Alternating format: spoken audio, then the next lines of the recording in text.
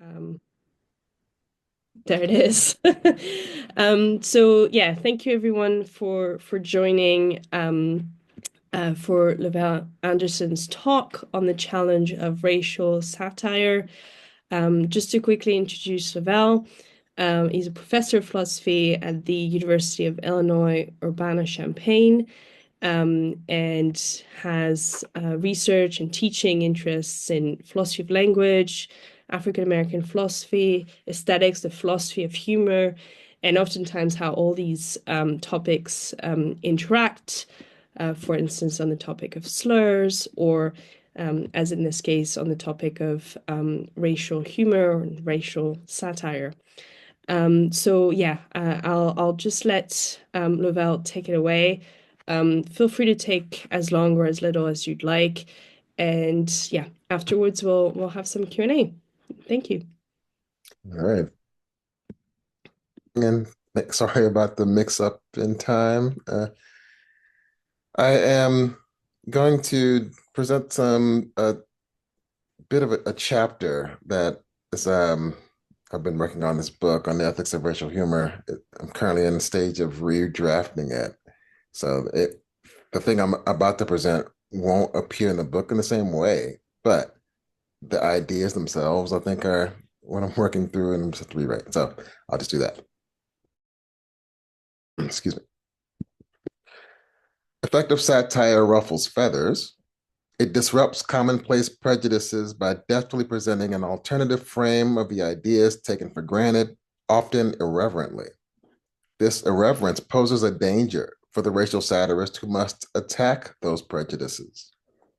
For racial satire to be truly effective, it must remove the feeling of a safe space for virtually everyone. It must Racial satire is volatile because it is critical, and satirists are social critics. Critics are not often popular figures because they must regularly deliver unrestrained views. When done right, social criticism is almost assuredly antagonistic because its raison d'etre is to examine popular consensus. It is like the surgeon's scalpel whose incision wounds. But in the hands of a skillful practitioner, the sharp blade becomes a healing instrument rather than a weapon. Admittedly, there is a danger in this because it appears to offer satirists an excuse. They can ignore concerns about offensive humor because that's just the nature of the beast.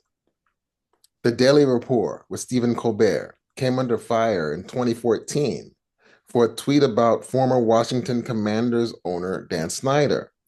The tweet read, I'm willing to show the Asian community I care by introducing the Ching Chong Ding Dong Foundation for Sensitivity to Orientals or whatever. Activist Sui Park tweeted out hashtag cancel Colbert in response, quote, as a way to critique white liberals who use forms of racial humor to mock more blatant forms of racism. Park acknowledged the bit's satirical status, but believed it was not above ethical reproach. Simply being a satire is not enough for that thing to escape ethical evaluation.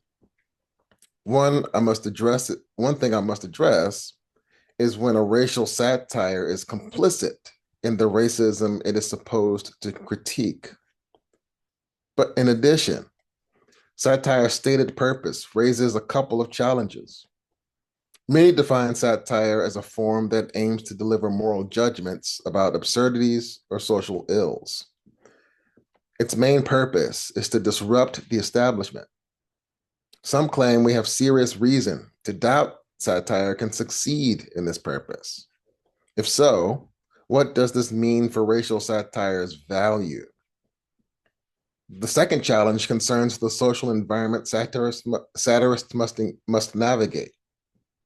Simply put, is racial satire possible in our current moment?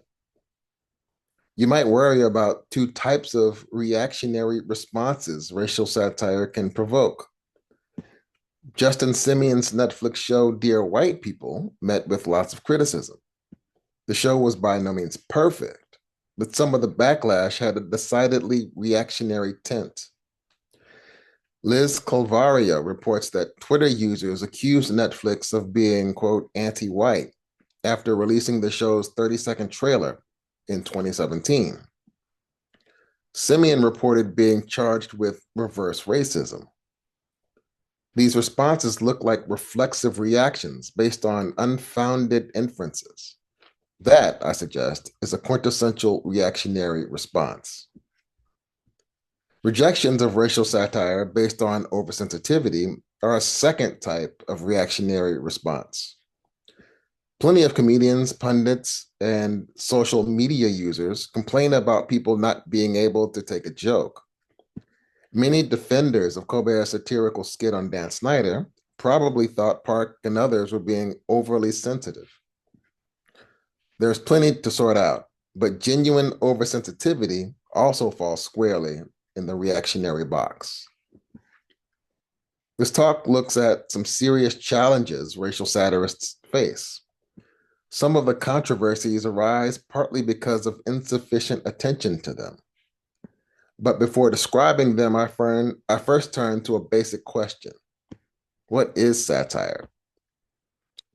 Sometimes people defend a controversial satire by simply stating, it's satire. That is how Colbert's defenders responded, for instance.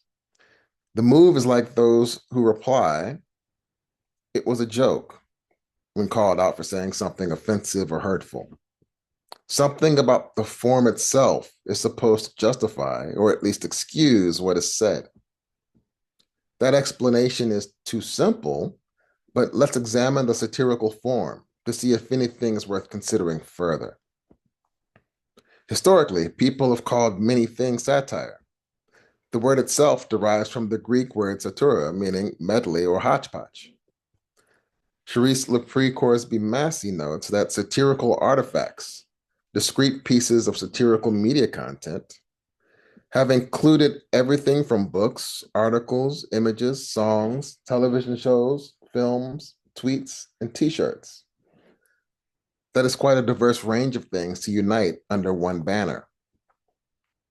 Satire also uses various mechanisms like parody, sarcasm, ridicule, overstatement, and understatement. Racial satire is a particular instance of satire, which makes it worthwhile to describe how I think of the latter. However, there are also nearby competitors from which I will also try to distinguish racial satire, like parody. Before embarking on that task, let's first turn to satire itself.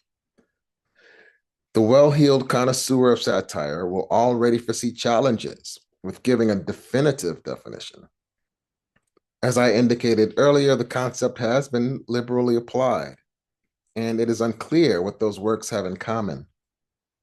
This liberality is one reason some scholars believe it is impossible to provide a definitive characterization. For example, Ruben Quintero admits defeat when he writes, "We are better able to circumscribe than define satire, though we continue to try." In defiance of Quintero, Dieter de Klerk attempts to provide a definition. De Klerk defines satire by two essential components, critique and entertainment. Critique, in his view, is a committed moral opposition against a target, sustained by an analysis of that target's perceived social wrongness. Entertainment refers to that which provides fun and divertive aesthetic experiences. De Klerk believes these elements must be present in a work and interact with one another. That does not mean satire works as critique through entertainment. Neither aspect is instrumental to the other. To illustrate this point, de Klerk considers Jimi Hendrix's performance of the Star-Spangled Banner at Woodstock. According to him, Hendrix uses distorted chords to represent bombs falling on Vietnamese villages and contribute to the aesthetic success of the performance. De Klerk further illustrates the interaction between critique and entertainment. He says, when John Oliver compares a stadium that will remain unused after the World Cup to the world's most expensive bird toilet, he both entertains and attacks the unsustainability of FIFA's organizational practices. Moreover, had the analogy not been insightful, it would also fail to be funny. Likewise, if Oliver's satire failed to successfully entertain, its critique would also follow suit. Now, the clerk suggests a tight relationship between both elements. If one fails, the other will also falter. However, I have questions about this claim. If Oliver's satire fails to entertain, it could make an audience less receptive to hearing him out. But why should we think this impacts the substance of his critique? Oliver's failure to be entertaining may negatively affect the delivery of the critique, but not the content of it. It strikes me as reasonable to think delivery belongs to the entertainment portion of the performance. At best, the clerk's account shows us that satire contains two parallel functions, critique and entertainment. They run in tandem, though poor performance in one aspect can impact the reception of the other.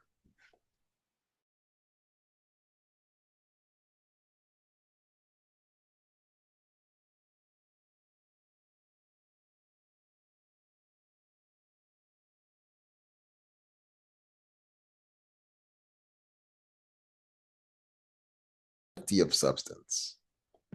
Shallow parodies often fit this bill. For example, some criticized the 1997 film Starship Troopers as a shallow though entertaining work. One of the telling things about the film is its clouded status as a satire. Defenders of the film often find themselves in the position of alerting audiences that it is satirical. But if people largely miss this, how substantive could the film's critique be?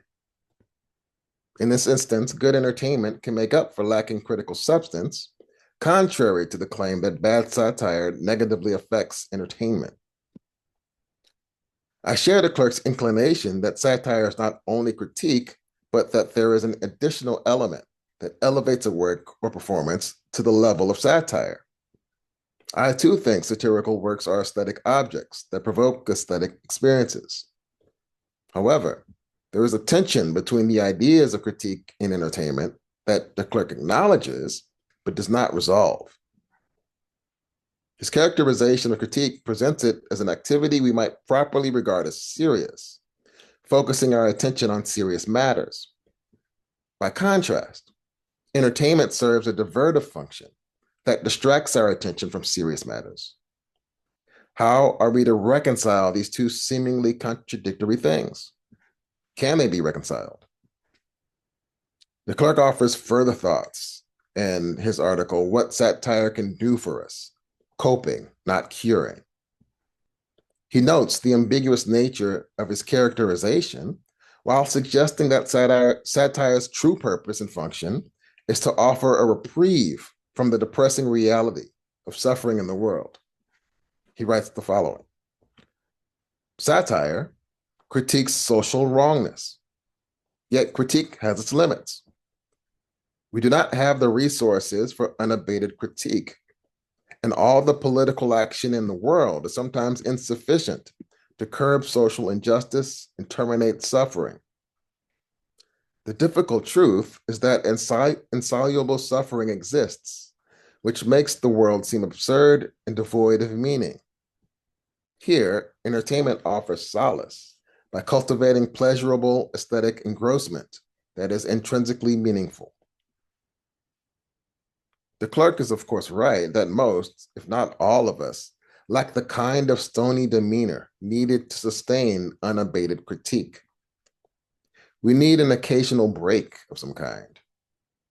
But the explanation still presents a story about parallel operations, namely critique and entertainment, that somehow merge to work in tandem. Despite remaining mysterious, I also believe the clerk places the emphasis on the wrong place. Satire's chief virtue is its capacity to inspire different imaginative possibilities.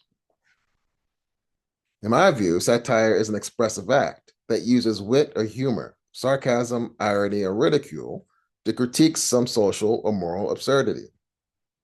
Often one of the satirist's major goals is to expand the audience's political or moral imagination, or at the very least, to get people to imagine alternate possibilities. Racial satire attempts to expand our moral and political imaginations with respect to issues of race. It can do this by challenging a generally accepted attitude reflected in a particular claim or statement made by a public figure. Or it can do so by highlighting an absurdity in our commonplace race talk that the satirist believes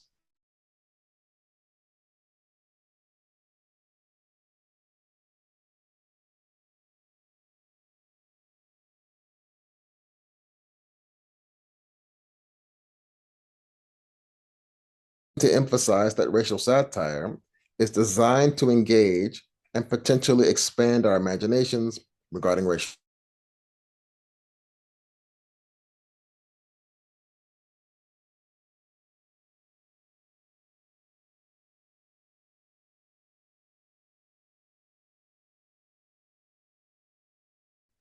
At first, they work to avoid dangerous run-ins with the zombies, but shortly notice that they are the ones they were actually being avoided. Toward them to attack, only to be pulled back by her zombie parents. Key and Peele notice the white zombies are avoiding Black people. The skit ends with them joining a party with other Black people, enjoying their freedom from the white zombies. One of the partygoers says, "Hey guys, isn't this great? These racist zombies are leaving us alone. Come on, we're having a party." Danielle Fuentes Morgan observes that the skit serves to destabilize the idea of the apocalyptic or dystopic as somehow post-racial. Key and Peele present an idea that offers an alternative perspective. I should also quickly note that the goal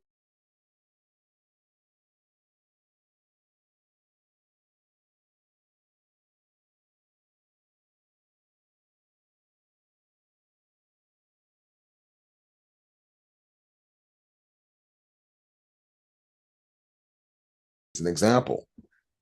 The novel is, in my opinion, underappreciated for the way it challenges racial norms and attitudes many still hold today. Schuyler also questions what sort of future we should hope for, rather than take it for granted. I understand that satire differs from parody or spoof. Parody, like satire, is ambiguous between genre and attitude. As an attitude, parody is a mechanism for presenting content. Following Lepore, Corsby, Massey, to parody is to imitate a particular writer, artist, or genre with deliberate exaggeration for comedic effect. Satirical projects often use parody to carry out their critique, since it is an effective way of illuminating absurdities. For example, Alexander Pope imitates the structure of the epic, Iliad, Odyssey, or Aeneid, to satirize 18th century English fashionable society. On the other hand, parody as a genre unifies a body of work by identifying certain elements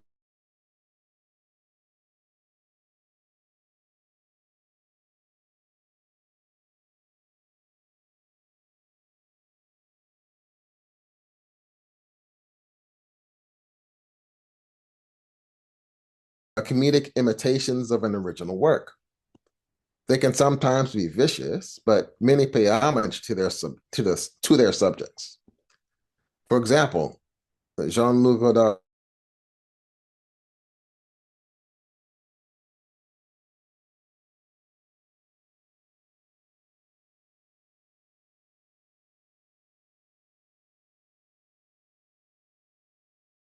featured a Black hero who goes on a vendetta to clean up the community or avenge a wrongful death. The lead character, Black Dynamite, sets out to avenge his brother's murder. Along the way, he rids the neighborhood of drugs and uncovers a White House conspiracy to shrink Black men's dicks with Anaconda malt liquor. Black Dynamite makes fun of various Blaxploitation filmic and thematic features, including often heavy-handed moral messaging, but does not offer an ethical critique. Admittedly, It is difficult to distinguish satire from parody definitively. It seems clear that Spaceballs is a different kind of thing than Jonathan Swift's modest proposal. Satire and parody also share affinities that make it difficult to separate the two when dealing with marginal cases. Both can use ridicule, for instance, to examine their subject, yet satire, in my view, is directed towards situations in our reality that merit reimagination and critique. By way of illustration, consider the Colbert bit on Snyder again. Colbert targets Snyder's actions to make his viewers recognize the hypocrisy. On the other hand, parody is concerned with matters of form and content. I agree with G.D. Kiramigian's description of parody as, quote, a kind of literary mimicry, which retains the form or stylistic character of the primary work, but substitutes alien subject matter or content. Though Kiramigian focuses on literary parody, the characterization generalizes. To reiterate, what distinguishes the genre of satire from parody is that the former is a work of social critique. The latter is purely comedic imitation. Distinguishing genre from attitude lets us recognize that satire can use parody to accomplish its goals. The distinction also avoids saying that every parody is also a satire. Now, a brief note on the language of satire.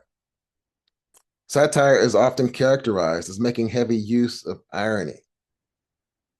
Ernie Lepore and Matt Stone and Dan Sperber and Deirdre Wilson present accounts that describe irony as a mode of speech that allows speakers to create distance between themselves and what is said.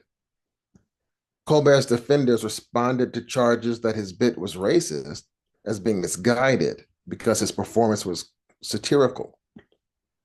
This assumes there was space between the ironic statement's content and the speaker.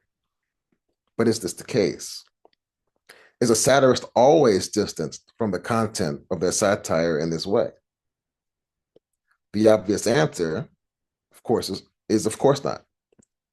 In some cases, the satirist uses irony to express their thoughts secretly. Humor can be used as a Trojan horse to express what one, for whatever reason, does not want to assert outright. Dave Chappelle acknowledged as much when he commented on a comedian telling racist jokes. He meant that shit. We must also acknowledge that our beliefs and attitudes are not always transparent. Sometimes we discover these things by observing what we find funny. For instance, Mary Bergman argues in her essay, How Many Feminists Does It Take to Make a Joke? Sexist Humor and What's Wrong with It? That being able to enjoy the incongruity in sexist humor requires endorsing sexist attitudes. Perhaps making a joke whose humor depends on enjoying racist incongruities likewise requires endorsement. I'm not sure Bergman is right that enjoying humor, even if it contains racist or sexist elements, always means you must endorse the attitudes to enjoy it. However, it is plausible that there are times when endorsement motivates enjoyment, even unbeknownst to us. One cannot discount moments where one also fails to show proper regard. Suppose we take for granted that Colbert meant well with the Snyder sketch. Isn't it still possible he or the writing team failed to consider the effects of the joke on Asian Americans appropriately? It doesn't have to be malicious, just a careless mistake. And even if you think Colbert and his team passed these considerations, they show there's more to judging a work's racial status than simply identifying it as satire. Therefore, the original response, it was satire, was misguided. I'd like now to discuss two challenges facing racial satire. The first concerns the practice's value as a tool for social change, and the second is the interpretive difficulties imposed by a particular social environment. In a BYU Political Review article, Haley Hannigan wrote that humor can be a tool to promote social change and act as a watchdog on the government. It is indeed tempting to think humor satire possesses this power. George Orwell apparently did. Every joke is a tiny revolution. However, there's skepticism about satire's ability to perform this task effectively. Jonathan Coe, in his London Review of Books article, Sinking Giggling into the Sea, recounts an exchange in a sketch from English satire group Beyond the Fringe. Whenever the old man has a cocktail party, there's about 10 of us, young progressive people. We all gather up the far end of the room, and quite openly behind our hands, we snigger at him. Well, I don't know. That doesn't seem very much to me. A snigger here, a snigger there, it all adds up. As Coe points out, the sketch alleges that laughter is not just ineffectual as a form of protest, it actually replaces protest. Part of the rationale for this claim stems from a general sense that achieving major change is virtually impossible. Individuals view more direct forms of protest as burdensome and ultimately ineffectual. Tearing down the establishment through caustic joking, however, is more achievable. This will undoubtedly take longer, but undermining public confidence in the establishment through laughter appears as a viable means of protest. However, as Coe observes, humor aimed at taking down the establishment is often swallowed up in the sea of the establishment itself. The establishment co-opts the satire and renders it inert. We find concerns about satire's limitations in bringing about social change that challenges its status as political speech or a political act. Amber Day observes a common refrain that satire is generally removed from the real machinations of the political world and thus has negligible political power. According to this view, satire does not initiate or encourage political change. On the other hand, James Caron argues that satire's political power isn't negligible, but bounded. It is, quote, a rhetorical act that traffics in serious content, but that is neither a serious speech act nor political action because it yokes the serious with the humorous, end quote.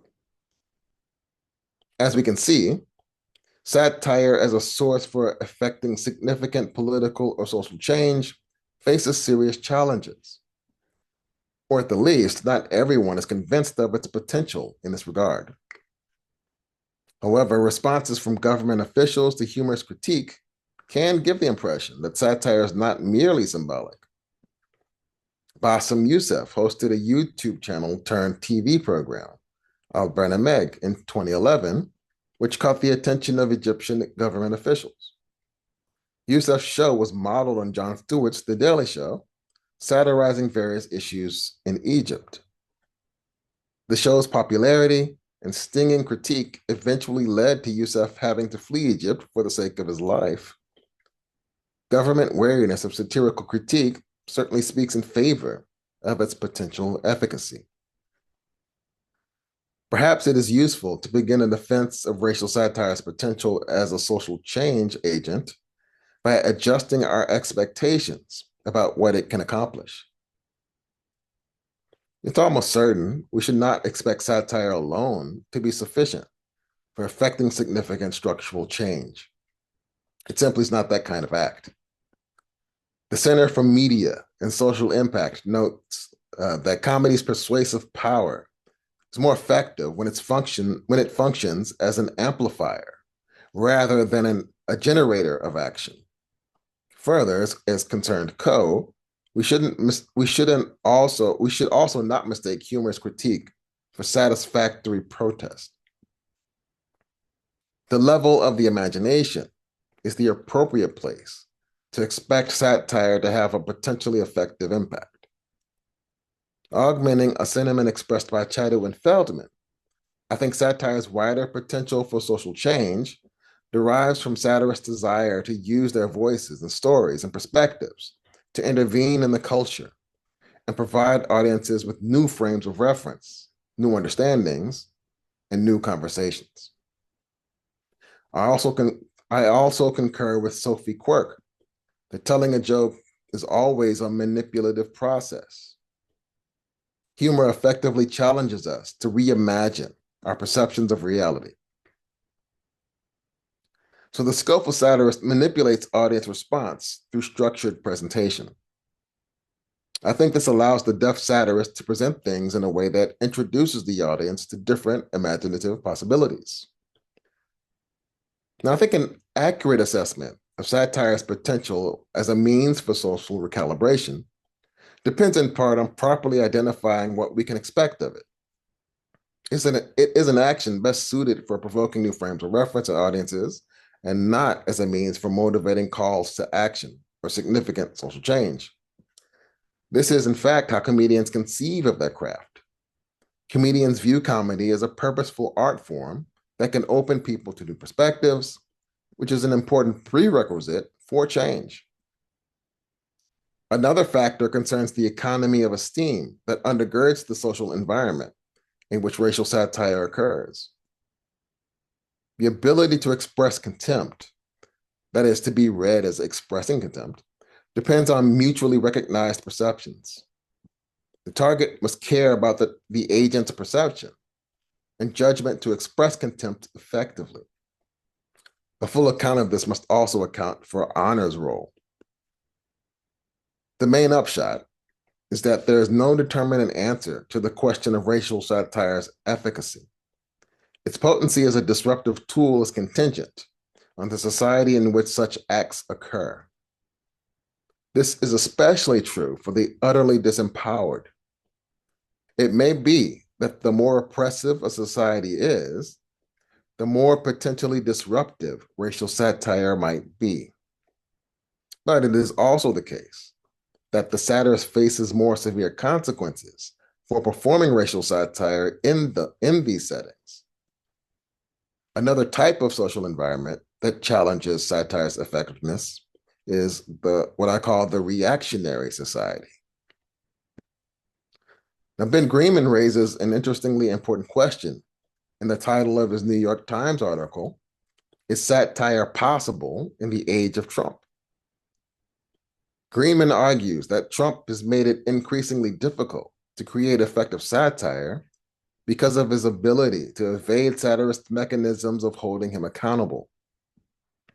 Trump is so absurd, it is difficult for the satirist to get ahead of him. If reality consistently beats you to your punch, you're not writing satire. You're writing episode recaps ahead of time. Greenman's point seems to be that satire is made difficult when the thing you're attempting to highlight unashamedly revels in its own absurdity. Add to the skepticism raised by people like Payam Sharifi, who believes the proliferation of graphic imagery has served to dilute the potential for satire in art and design. Greenman and Sharifi raise interesting points about the relationship between satire's form and efficacy. I see another connection as well.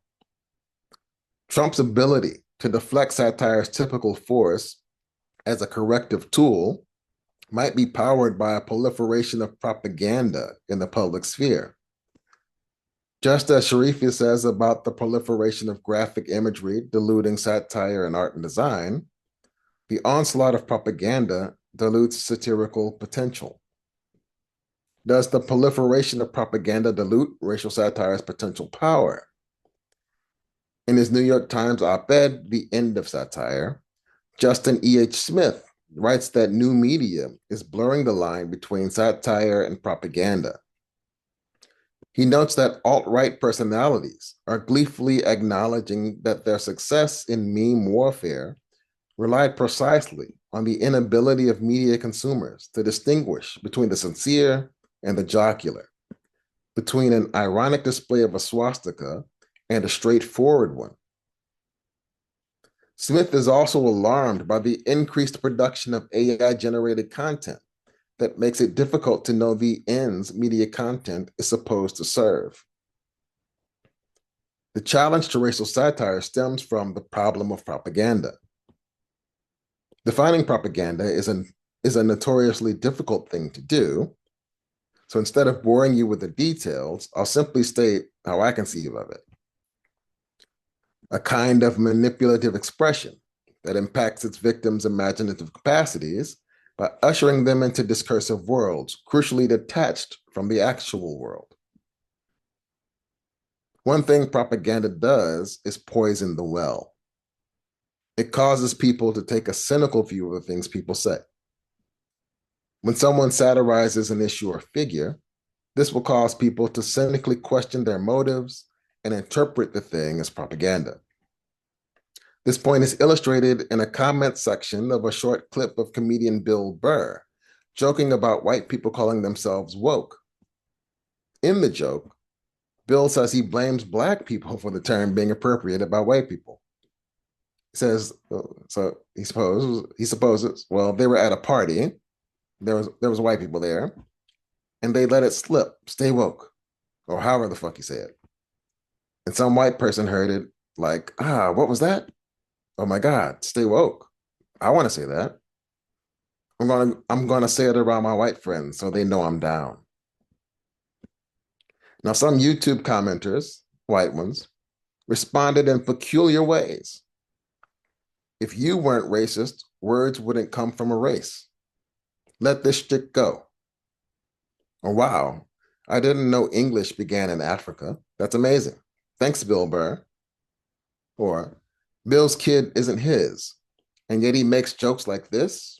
Embarrassing. And finally, racist comedy is always a damn joke. And what exactly were these responders responding to? Bill's joke has a satirical edge to it.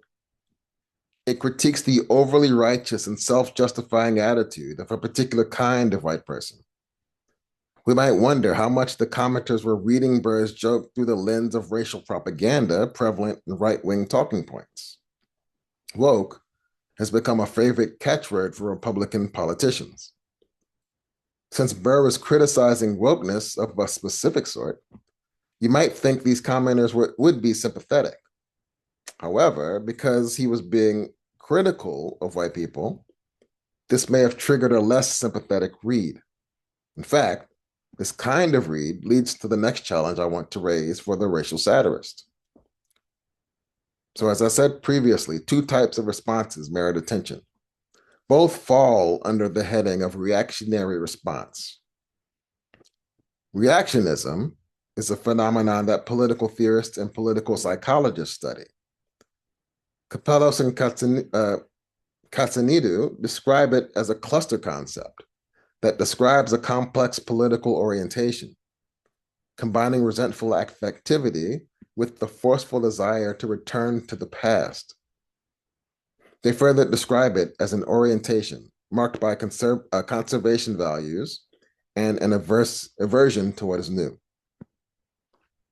I'll borrow the psychological part of this characterization, largely ignoring the political orientation bit for now, to describe reactionary responses as primarily based on feeling and drawing conclusions based on superficial characteristics. Reactions like these aren't always consciously deliberate, but often knee-jerk. When a person responds to something in a reactionary way, strong emotional impulses typically drive the behavior.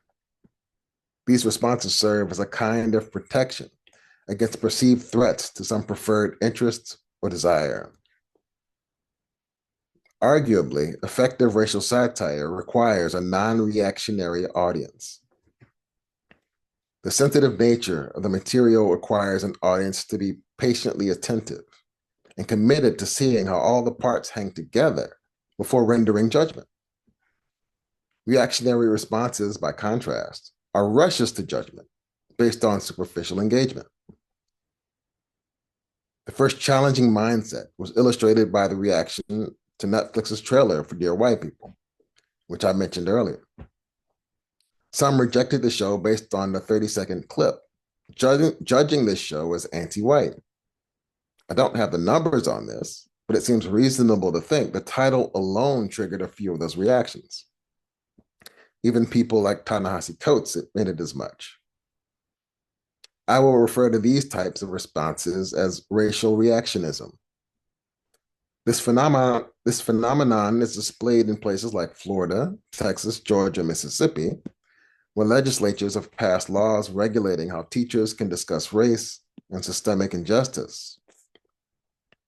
Many petitions by parents have identified texts and authors as harmful, but their description of the harm often makes clear they either do not read or fail to understand the substance. It is more likely these responses were powered by political slogans and talking points, and not based on the merits. Racial reactionism is generally a response generated by racial fear or animus. Engaging in new or alternative possibilities requires entertaining a playful state of mind. Fear or animus can block one from doing so. What, if anything, can a satirist do to manage this obstacle? The satirist probably can't do anything to guard against all reactionary responses to their work, but they certainly share some responsibility. The satirist must account for the social environment because satire is a critical project with a point, unlike non-satirical humor. This accounting is crucial since it explains how various audiences will likely understand a work.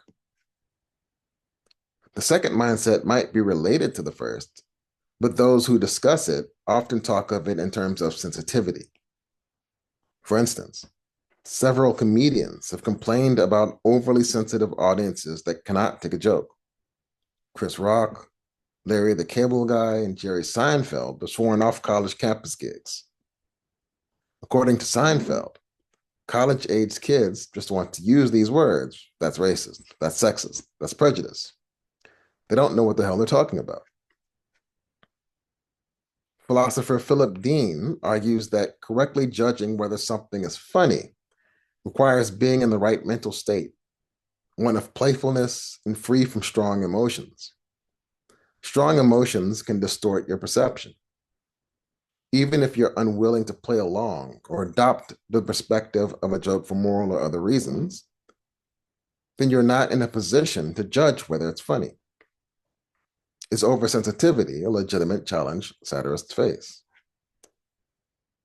I'm sure oversensitivity shows up in some audience members, but it's difficult to say how widespread it is. As Bob Dylan would say, the times they're changing. Cultural shifts often occur routinely, and social tastes along with it.